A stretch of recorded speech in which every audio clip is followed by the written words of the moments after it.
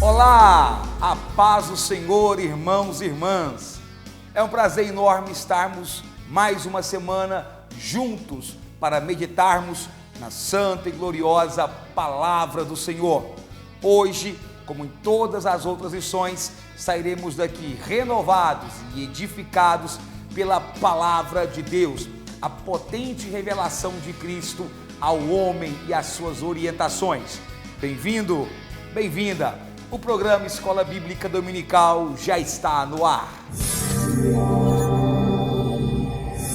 E nós queremos começar o nosso programa mandando um forte abraço. E eu fiz questão aqui de fazer algumas anotações para não esquecer.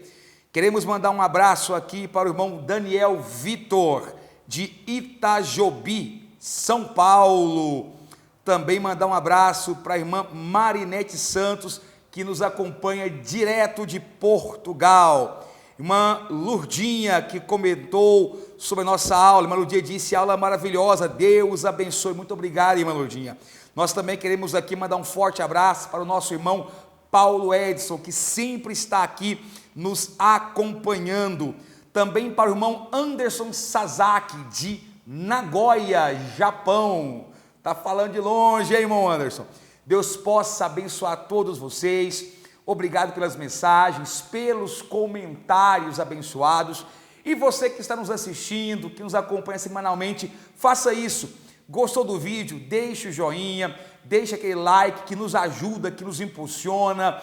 Comente aqui embaixo, coloque o seu nome, diga de onde você está escrevendo, de onde você está nos assistindo, que teremos o maior prazer em mandar um abraço especial para você aqui na abertura de nosso programa. Nós também queremos aproveitar e convidar você que nos assiste, mas que ainda não está inscrito no canal ADMP TV, que faça isso já, agora, antes de nossa aula começar. Clique aí no botão inscrever-se. Se você já é um inscrito, clique no sininho de notificação. Fazendo isso, você estará ajudando ao crescimento do canal ADMP TV e também colaborando para que a obra do Senhor Jesus seja propagada e edificada em todos os cantos da terra. Muito obrigado. Que Deus possa continuar se abençoando a você pelas palavras, pela audiência e pela ajuda. Vamos para a nossa lição. A nossa lição é a lição de número 9 e tem como título Conhecendo a Armadura de Deus. O nosso texto áureo encontra-se em Efésios, capítulo 6, versículo 13, que diz: portanto, tomai toda a armadura de Deus, para que possais resistir no dia mau, e havendo feito tudo, ficar firmes. A nossa verdade prática diz: a metáfora do sistema militar usada por Paulo mostra que estamos em guerra no mundo espiritual. Estejamos, pois, cingidos com a armadura espiritual. Para os irmãos lerem e entenderem o contexto da lição, a nossa leitura bíblica em classe encontra-se em Efésios, capítulo de número 6, o versículo 13 ao versículo de número 20. Faça a leitura antes de assistir a nossa aula de hoje. E a nossa aula, ela é um complemento, na verdade, ela é uma continuação da lição passada. Só para refrescar sua memória, na lição passada nós conversamos sobre a nossa luta não ser contra a carne e nem contra o sangue, mas contra as potestades e principados malignos que atuam nas esferas ou regiões celestiais. Foi uma aula abençoadíssima, onde nós fomos impactados pela palavra do Senhor. Nós agora daremos continuidade a essa temática. Começamos a abordar Efésios capítulo 6, na aula passada, onde nos debruçamos sobre o versículo 10, versículo 11 e versículo 12. Hoje nós continuaremos a falar em Efésios 6, porém a partir do versículo 13. E o nosso tópico 1 tem como título A Guerra. Eu queria chamar a atenção para os irmãos que existe uma expressão, já que vamos falar sobre guerra, que é utilizada pelo apóstolo Paulo pelo menos 3 vezes em Efésios capítulo 6. A expressão é: estais, pois, firmes. A expressão estai, pois, firmes, indica que nesse cenário de guerra que o apóstolo utiliza para ilustrar a realidade espiritual, nós estamos falando de um sistema ou de uma estratégia de defesa. A estratégia da igreja é de defesa por quê? Porque nós já vencemos esta guerra. Esta guerra foi vencida a partir do momento que Cristo pisou ou esmagou a cabeça da serpente e garantiu a todos o livre acesso a Deus e a oportunidade de salvação. Portanto, quando usamos a expressão, ou utiliza-se a expressão, estai, pois, firmes, indica que nós estamos sendo assaltados, estamos sendo atacados, estamos sendo vítimas de batalhas travadas pelo diabo e os seus seguidores contra o nosso sistema de vida. Nós sabemos que mediante o estudo da palavra do Senhor, esta guerra ela é travada em pelo menos 3 campos. Conversamos sobre eles quando abordamos a temática quem domina a sua mente. A nossa guerra é contra a carne, a nossa guerra é contra o mundo e a nossa guerra é contra o diabo. Contra o mundo, estamos dizendo que pelejamos, guerreamos contra o sistema que está estabelecido ou sistematizado no modo de viver das pessoas que estão aí fora. Os nossos valores, o que acreditamos, o que pregamos, a moral divina não compactua, não coaduna com a moral santa, com o sistema de viver cristão, conforme foi colocado aqui no tópico 1 da lição de número 8. Agora, nós também lutamos contra a carne. Obviamente, quando falamos contra a carne, estamos nos referindo ao nosso instinto e à nossa natureza pecaminosa. Vale sempre lembrar a passagem que o salmista, inspirado por Deus, vaticina: em pecado me concebeu minha mãe. Nascemos com a tendência natural ao pecado. Nascemos com a tendência natural a errar. E a nossa luta, ela se trava também no campo interno, quando lutamos contra nós mesmos. E finalmente, quando falamos que lutamos contra o diabo, é porque desde os primórdios da criação do homem, este ser maligno tem tentado nos afastar de Deus, tem tentado nos instigar a praticar o mal. Portanto, uma vez que estamos firmes na promessa, temos que lutar em todas as frentes. É por isso que a metáfora guerra é totalmente adequada quando se é colocada neste campo em que estamos militando, em que estamos conversando. O cristão, como nós na aula passada, não trava uma guerra contra a carne, contra o sangue, mas contra as potestades. E é por isso que as nossas armas precisam ser armas espirituais. As nossas armas precisam ser armas divinamente poderosas para lutarmos nesta guerra, que é vencida desta forma. Portanto, a nossa batalha e a nossa armadura, ela é espiritual para combatermos toda filosofia, todo sofisma que tenta desconstruir a edificação que é a igreja e o cristianismo puro e genuíno estabelecido por Jesus. É por esse motivo que nós usamos a temática guerra.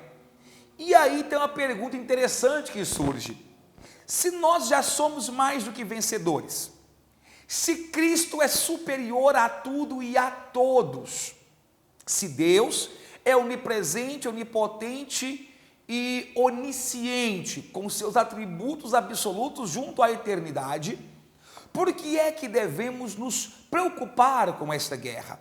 A resposta é muito simples e direta, e podemos dá-la em dois campos. Primeiro, porque não se diminui o fato de nós já sermos vitoriosos em Cristo, não diminui em nada a seriedade que é a batalha espiritual que estamos vivendo. Esta batalha tem que ser levada muito a sério, porque a vitória está garantida no campo coletivo, mas não está garantida no campo individual. O povo de Deus é vencedor. Gostaria aqui de usar, inclusive, com a devida licença, uma expressão que o pastor Otoniel Gomes sempre usa, que é a questão do CNPJ e do CPF, não é? A vitória é garantida no campo do CNPJ, no coletivo. A igreja escolhida por Deus é vitoriosa, porém, no campo individual, ou seja, no CPF, corremos o risco de, se não vigiarmos e orarmos, temos uma batalha, uma derrota fragorosa. E é por isso que devemos nos preocupar tanto com a batalha espiritual. No nosso tópico 2, nós começamos a falar sobre a metáfora bíblica da armadura. Você pode observar que neste aspecto em que estamos sendo citados aqui, de guerra, nesse cenário de batalha, Paulo, ele diz, olha, se estamos em uma guerra, se estamos em uma batalha, nós precisamos nos vestir adequadamente para esta guerra. Nós precisamos de nos vestir com a armadura espiritual. É curioso porque ele escreve esta carta em cadeias, então provavelmente ele se baseia naquilo que ele enxergava, porém, quando olhamos para alguns historiadores, por exemplo, Políbio, que foi um grande estudioso das guerras, e se tornou um estrategista, um historiador romano antigo, você vai perceber que na descrição de armadura feita por Paulo, falta algumas peças. Por exemplo, Paulo não cita a greva ou greva, que era uma peça que vinha na perna do soldado e que protegia toda a perna até chegar aos pés. Paulo também não cita a lança, muito comum num soldado romano. Então isso acaba fazendo com que alguns historiadores e teólogos coloquem na mesa que provavelmente Paulo usou um pouquinho sim do que o soldado romano possuía, mas a sua grande inspiração era o soldado hebraico, o soldado hebreu. Uma outra coisa importante para entendermos a metáfora bíblica armadura, é que Paulo mostra para nós uma análise interessante das costas.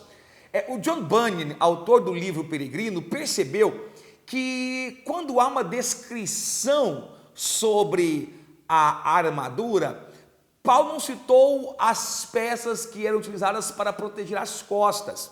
E ele interpreta, de uma forma, na minha opinião, inspirada por Deus, que provavelmente o cristão não tem proteção nas costas, porque bater-se em retirada, fugir do campo de batalha, dar as costas para o inimigo, é uma atitude que não é cogitável, é incogitável para o crente. Ou seja, jamais um cristão irá bater-se em retirada. Por isso que você não tem a proteção nas costas. Vale a pena também observar que, segundo o próprio J.A. Robinson, Paulo transfere da figura do soldado hebreu do Antigo Testamento para a fé cristã grande parte de sua inspiração. E por último, é sempre bom lembrar que a sequência em que Paulo cita as armaduras da fé, é exatamente a sequência real pela qual um soldado vestia a armadura. Ou seja, até nisso o apóstolo, o escritor de Efésios, se preocupou. A mesma sequência que o soldado vestia a sua armadura, ele também colocou na sequência das armaduras, das armas espirituais. E nós vamos citar aqui, bem rapidamente, fica a cargo de você, professor, professora, se aprofundar nisso aí com o seu aluno, alguma dessas armas citadas por Paulo e a sua aplicabilidade. Então vamos lá. Primeiro, Paulo, ele fala sobre o cinturão da verdade, ou cinto da verdade. Nesse contexto, vai lembrar que o cinto, ele era a primeira peça de armamento que o soldado colocava. Ele amarrava o cinto em torno de sua cintura, com o objetivo daquele cinto manter firme, próximo ao seu corpo, a túnica, de forma que ele tivesse liberdade de movimento, e aquele cinto também servia para colocar as armas, inclusive, que no caso específico, segurava-se a espada. Então, Paulo nos coloca que o cinturão da verdade é o necessário para prender as armas espirituais ao nosso corpo e nos dar liberdade de movimento. Esse cinturão da verdade refere-se à honestidade e ao compromisso de vida cristã que nós devemos ter para com Deus e para com o próximo. A mentira não provém de Deus, a mentira não vem do Senhor. Então, grande parte do sucesso em uma batalha espiritual é que você seja alguém honesto, comprometido com a verdade, comprometido com a sua palavra, que sua vida e o seu pautar seja sim, sim ou não, não, porque sabemos que o que passa disso é procedência maligna. A própria Bíblia diz em João, capítulo 8, versículo 44, vós tendes por pai ao diabo, e quereis satisfazer os desejos de vosso pai. Ele foi homicida desde o princípio, e não se firmou na verdade, porque não há verdade nele. Quando ele profere mentira, fala que ele é próprio, porque é mentiroso e pai da mentira. Um modo de viver mentiroso não está associado com o cristão. O cristão se pauta pela verdade. A palavra verdade aqui utilizada é aletheia. Aletheia quer dizer verdade profunda e inexorável. Ou seja, estamos falando que um crente não deve mentir. Vemos na Bíblia exemplo de pessoas que conviveram com a mentira e pagaram um preço muito alto. Um exemplo disso é o próprio rei Davi, que durante mais de um ano quase um ano, mentiu sobre Batseba, e as consequências disso você pode ver tanto no livro de Samuel, quanto você pode ver no seu desabafo, no Salmo 32 e no Salmo 51. Cinturão da verdade fala sobre o caráter honesto, fiel e verdadeiro que o cristão deve ter. A couraça da justiça é interessante porque ela está intimamente associada com o próximo passo. A couraça da justiça vamos primeiramente pensar na couraça que o soldado utilizava. A couraça era uma espécie de capa que ele vestia. Essa capa, esse peitoral que ele colocava sobre o pescoço, que cobria o seu ventre, era formado por placas de metal, placas de ferro resistentes, que visava proteger o quê? Proteger o seu coração, proteger os seus órgãos vitais de alguma espada, de alguma lança, de alguma flecha lançada pelo soldado inimigo. Aqui nesse contexto, Paulo utiliza essa couraça de justiça buscando referência em Isaías, mais especificamente em Isaías 57, versículo 17, a parte A, quando diz: pois vestiu-se de justiça como de uma couraça. Nesse sentido, o que a couraça da justiça significa é o processo de justificação. A couraça da justiça fala sobre nós sermos justificados por Cristo. O que é ser justificado? Ser justificado é o ato de sermos declarados justos por Deus. Ou seja, nós somos justificados mediante um atestado de justiça que a nós é dado por Jesus. Lembra-se que quando pecamos, o salário do pecado é a morte? Pois então, a única maneira dessa dívida ser quitada é através da morte de um outro ser justo. E essa morte foi feita e viabilizada por Jesus Cristo, quando ele mesmo se entregou na cruz do Calvário. Portanto, quando ele morre e na cruz declara tetelestai, está consumado, ele nos outorgou a justificação. Ou seja, em Cristo nós somos declarados justos. Logo, um soldado militante da igreja, um soldado militante nos exércitos de Deus, carrega em si a couraça da justiça, porque ele foi justificado pelo Senhor. E isso é muito importante.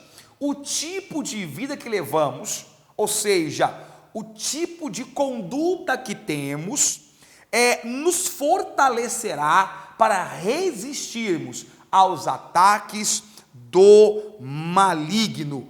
Ou não, se vemos uma vida desregrada, ou seja, se tirarmos o escudo da justiça dos justos, nós sucumbiremos, nós falharemos diante das investidas do maligno. O nosso tópico 3, que tem como nome ou título outras armas usadas como ilustração, nós fechamos com mais 3 armas citadas pelo apóstolo. Na sequência nós temos as sandálias do Evangelho.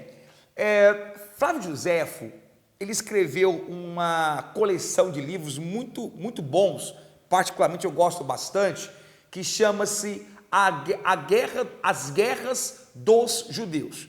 Nessa coleção de livros, ele analisa a história das guerras e como as guerras foram importantes para a formação social e cultural do povo judeu. E no volume 6, se não me falha a memória, ele fala sobre a questão estratégica do hebreu. E havia algo comum entre o soldado hebreu e o soldado romano, que era o fato de que os dois utilizavam uma sandália que por baixo era cheinha de cravos, cheia de pregos. O objetivo desses pregos era que a pessoa, ao pisar num terreno escorregadio ou arenoso, ele não descesse, ele não caísse. Ou seja, a função da sandália era manter firme os passos daquelas pessoas, daqueles soldados naquela guerra, para que não caísse e se tornassem presas fáceis ou frágeis para o outro soldado inimigo.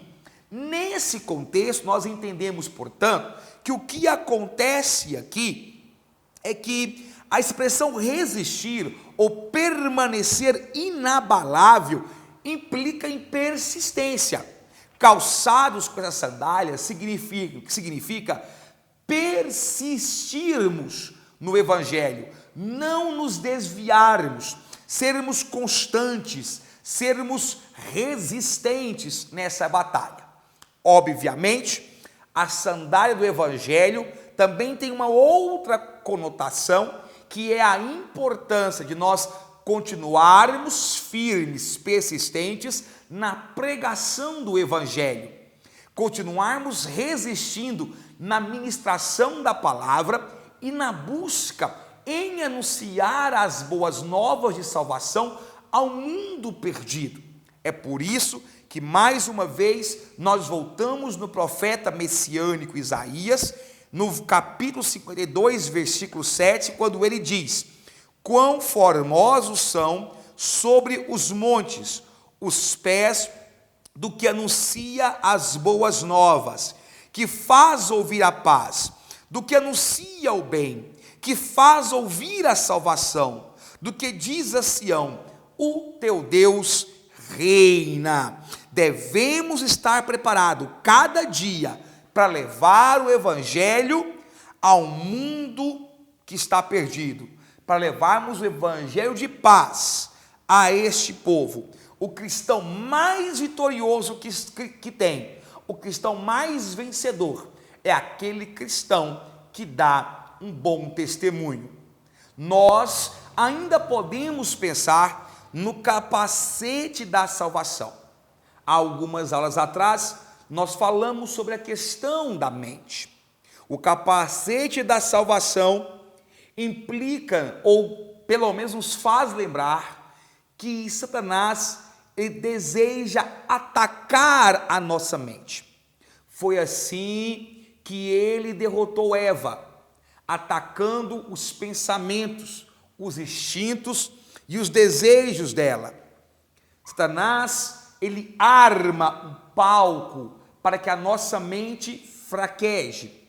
O capacete da salvação significa, ou nos leva a entender a importância de nós cristãos termos nossa mente controlada por Deus. Uma mente controlada por Deus pensa nas coisas que são do céu e na salvação a nós garantida. É muito triste quando um cristão não valoriza o intelecto espiritual. É muito triste quando um cristão acha que o estudo da palavra pode ser deixado de lado ou relegado a uma via secundária. E isso é crucial, principalmente neste momento, para que o cristão tenha uma vida de maturidade e crescimento. Capacete da salvação implica em crermos que uma mente controlada por Deus, uma mente sob a influência do Espírito Santo, é uma mente vitoriosa. Cabe aqui lembrar a passagem de 2 Pedro, capítulo 3, versículo 18, quando diz: antes, crescei na graça e conhecimento do nosso Senhor e Salvador Jesus Cristo. Quando Deus domina a sua mente, Satanás não consegue fazer o crente se desviar e a sua salvação está garantida. E por fim, nós temos a espada do Espírito. Espada fala sobre palavra, espada fala sobre pregação. Vale aqui lembrar que lá em Hebreus há uma descrição maravilhosa por parte do autor desconhecido. Enquanto que uma espada penetra a parte humana da pessoa, enquanto uma espada perfura o corpo material da pessoa, a espada espiritual, segundo Hebreus capítulo 4, versículo 12, ela é afiada para penetrar o ser humano na parte interior dela, ou seja, para prescrutar a sua alma e o seu espírito. A espada é a arma ofensiva que o Senhor nos dá. Lembre-se que na batalha contra o diabo precisamos defender, e a espada quer dizer que defendemos com a palavra de Deus. Cristo Jesus, quando foi testado e tentado no deserto, ele sempre usou a expressão: está escrito, ou porque está escrito. Isso significa que a palavra é a arma pelo qual nós vencemos o diabo. Foi a palavra que nos convenceu do pecado através da ministração do Espírito Santo. A palavra torna a nos fazer refletir e a ter o que a Bíblia chama de coração compungido. E essa é a importância de entendermos que a nossa espada é a palavra do Senhor. Pedro entendeu isso de forma muito diferente. Ele teve que entender, quando cortou a orelha de Malco, que não é aquela espada que fará que obtenhamos vitória. Esse mesmo Pedro entendeu mais à frente, lá no Pentecoste, Pedro entendeu que a palavra é a espada que vence o diabo, é a espada que vence o mundo. Moisés também passou por isso. Moisés um dia percebeu que matar o egípcio não foi a atitude correta. Matar com a espada não surtiu efeito para vencer o Egito. E sim, mais à frente ele percebeu que a palavra de Deus, ela é mais do que necessária e suficiente para vencer o mundo. Uma espada material transpassa o corpo, mas uma espada espiritual atravessa o coração daquele que o escuta.